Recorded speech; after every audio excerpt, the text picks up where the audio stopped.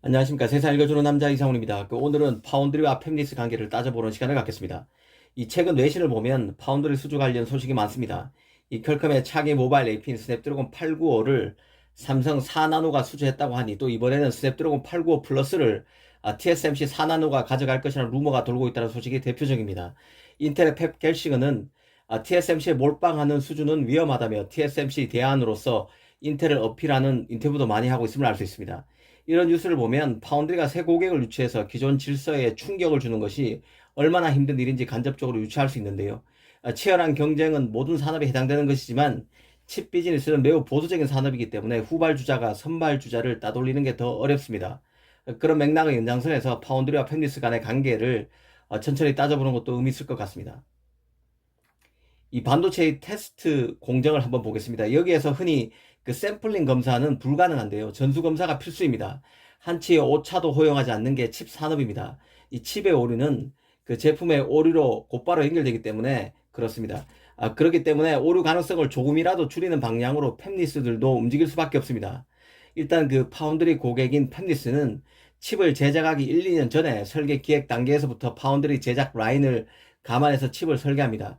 이 팹리스 입장에서는 기존에 해오던 파운드리가 아니라 새로운 파운드리와 일하게 되면 설계 회로를 조금 업그레이드하는 수준이 아니라 완전히 새로운 작업을 해야 합니다. 즉 팹리스가 파운드리를 교체한다는 얘기는 이 파운드리의 새 생산 라인에 맞춰서 연구 개발 등의 많은 변화를 감수해야 한다는 뜻입니다.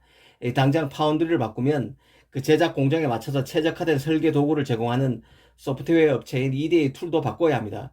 이 성가신 변화가 필요하기 때문에 기존에 해오던 관성대로 파운드리를 선택하는 게 팹리스 입장에서는 더 편하다는 뜻입니다. 그 무엇보다 생산 라인이 바뀌면 생각하지도 못했던 문제가 발생할 수 있는데요. 가령 TSMC에서 만들 때는 정상적으로 작동한 특정 트랜지스터가 삼성 파운드리에서 만들면 효율이 떨어지거나 발열 문제가 빚어질 수 있습니다. 이 경우 원인을 찾기도 어려워서 더 힘든데요.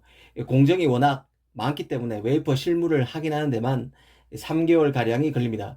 이 파운드리 교체로 이런 문제가 발생할 경우 한 해 농사를 망칠 수도 있습니다. 이 팹리스가 파운드리 교체에 극히 조심스러울 수밖에 없는 이유입니다.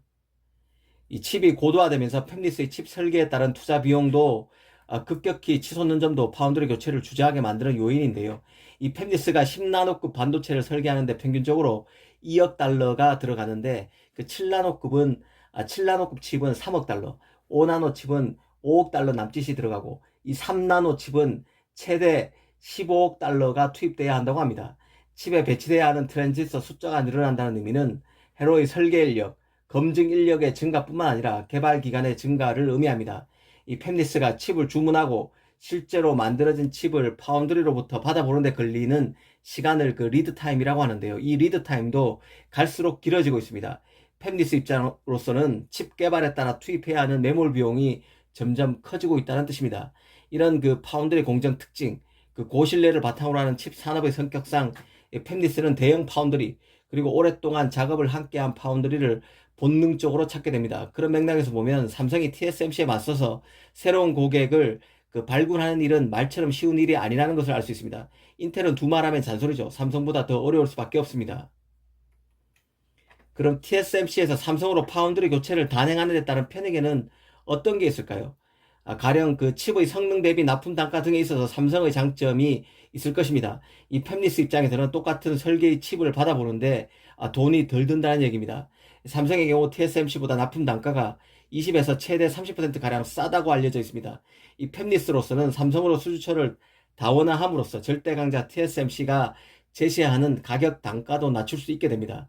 이 삼성의 안전된 그 사업 포트폴리오, 풍부한 자금력이 공격적인 삼성의 가격 정책을 가능하게 만듭니다. 삼성으로서는 가격을 더 낮추더라도 경험을 쌓는 것이 더 우선이기 때문에 가격을 TSMC보다 낮출 수밖에 없는 상황입니다.